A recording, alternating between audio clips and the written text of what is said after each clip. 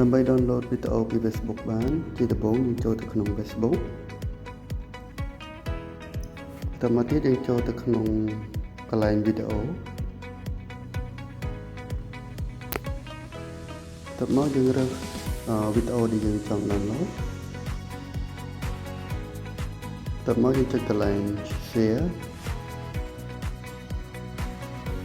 តមកទៀតយើងចុច copy link ហើយយើងជិះមកតើមកយើងចូលទៅក្នុង Google ឬក៏ Chrome គឺសូមចូល Google ចុចកន្លែង share search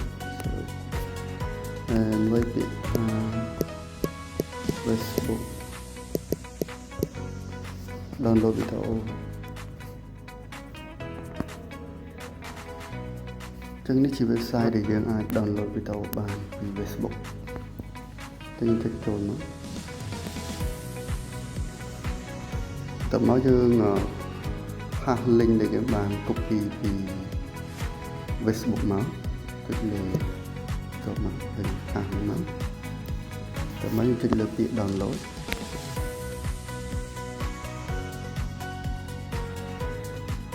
ហើយនេះជាវីដេអូដែលខ្ញុំចង់ download ចឹងនេះជា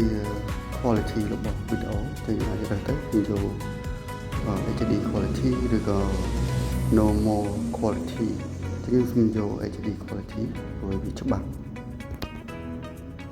តើមកវាចេញជាផ្ទាំងពាណិជ្ជកម្មចេញជាខ្វែងនេះមកចឹងវីដេអូរបស់យើងបាន download យើងអាចចាំពី30 second ឬទៅ1នាទីតាមវីដេអូរបស់យើងវែងខ្លីឥ